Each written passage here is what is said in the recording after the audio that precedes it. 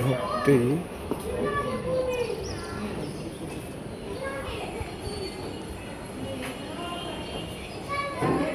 হোক,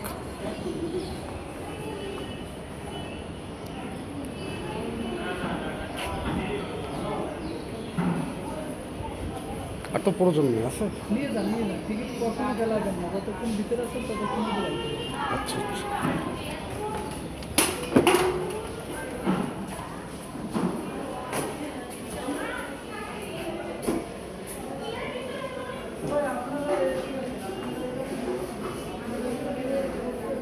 যাই হোক, সরি।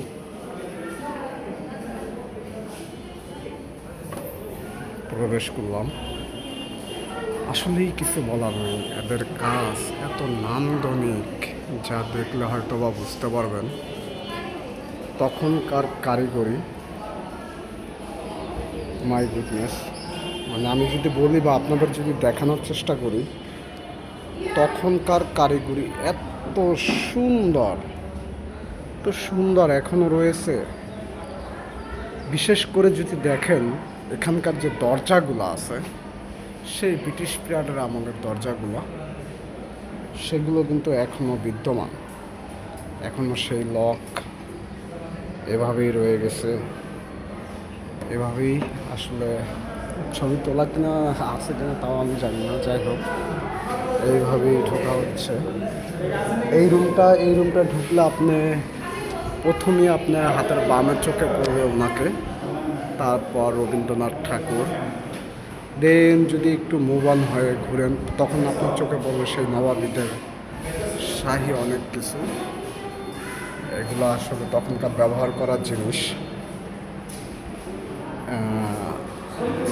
মজার ব্যাপার হলো, মজার হিস্ট্রি হলো যে এই হচ্ছে তাদের অবস্থান।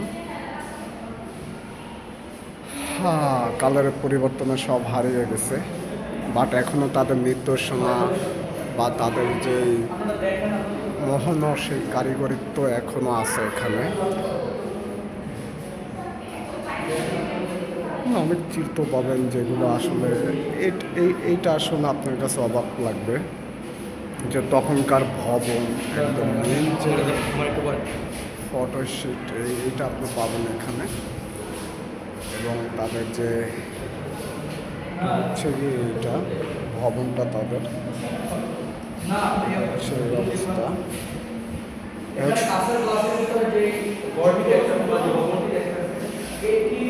আসলে অনেক কিছু বলার আছে, বলার অনেক নাই। তাদের ব্যবহারের জিনিস আসলে কতই না সুন্দর, কত সুন্দর করে সাজানো হয়েছে। এবং তখনকার অনেক জিনিস এখনও রয়ে গেছে এখানে। এবং এখানে আসলে তাদের একদম ফুল ডিটেলস বাথরুম এগুলো পাবেন। এইভাবে এই যে তাদের ভবনের চিত্র, এইগুলো হয়তো বা পরবর্তীতে করা হয়েছে। এটা কততে করা হয়েছে সংকলন, এটা উল্লেখ আছে। হ্যাঁ, এটা উল্লেখ আছে। এবার আমরা হয়তো বা ডাইনিং স্পেসে যাচ্ছি। বিশাল ব্যাপার স্যাপার, এখনো সেই নবাবী সেই ডাইনিং তাদের স্পেস। এখানে বসে হয়তো বা তাদের খাওয়া দাওয়া হতো। আসলে মনোমুগ্ধকর ব্যাপার না। হিউজ দর্শক, এখানে যদি আসি তাহলে হয়তো বা দেখতে পাবো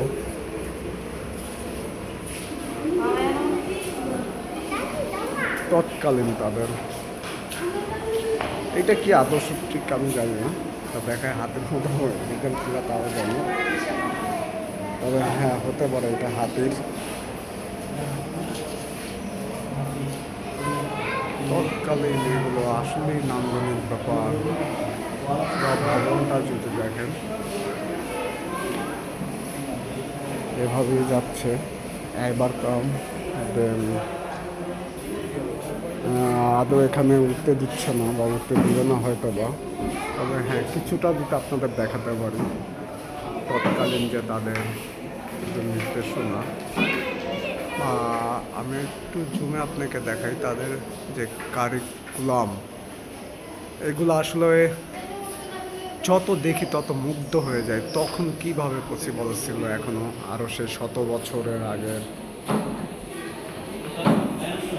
এই সেই মুঘলি কারুকার্যম, যেটা নিয়ে এখনও কথা হচ্ছে। অনেকে বলতেছে যেটা কোষ্ঠী, আবার কেউ বলতেছে যে না এটা নর্মালি ব্যাপার।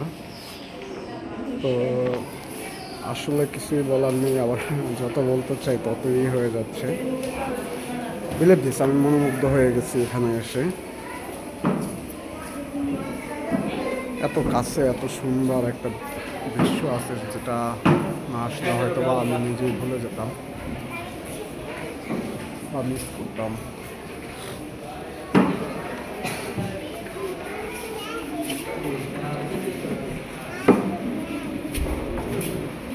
মুসলিম লীগ কক্ষ, মুসলিম লীগ কক্ষ হয়তো বা। এখানে নবাবদের বিবরণী লেখা আছে।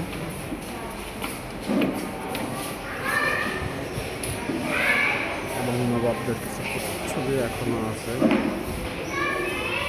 ইংরেজরাও আছে। যাই হোক, নিখিল ভারত মুসলিম লীগ, এই কথাটা বা এই জিনিসটা আমি বহুবার পড়েছি যে নিখিল ভারত মুসলিম লীগের যে বিবরণপত্র আছে, এটা আমি বইতেও পড়েছিলাম। এখানে উল্লেখ করা আছে তাদের।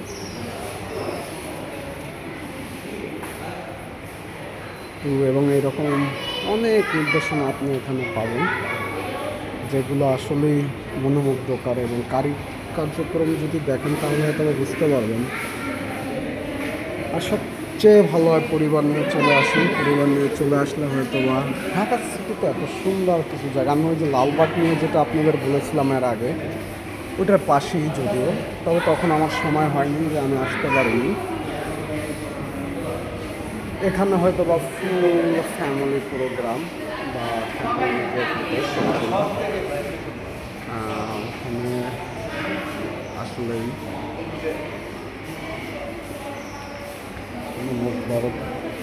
আসলে সব জায়গায় লেখা আছে যে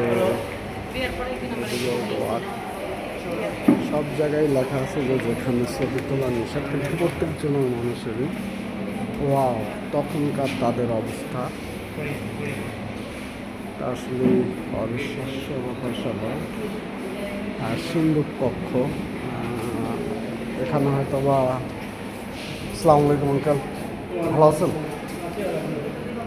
এই হলো সিন্ধুক, তাদের তৎকালীন সিন্ধুকগুলা। আসলে আসলে মনোমুগ্ধের ব্যাপার। আসলে আসলে আসলে এত সুন্দর তাদের তৎকালীন তাদের নিদর্শন। সিন্ধুকের কাহিনীও আছে এখানে, আপনারা চাইলে পরবর্তীতে নিতে পারবেন। সিন্ধুকের কাহিনী আসলে একদম খুবই মনোমুগ্ধকর এবং এত সুন্দর সুন্দর নির্দেশনা।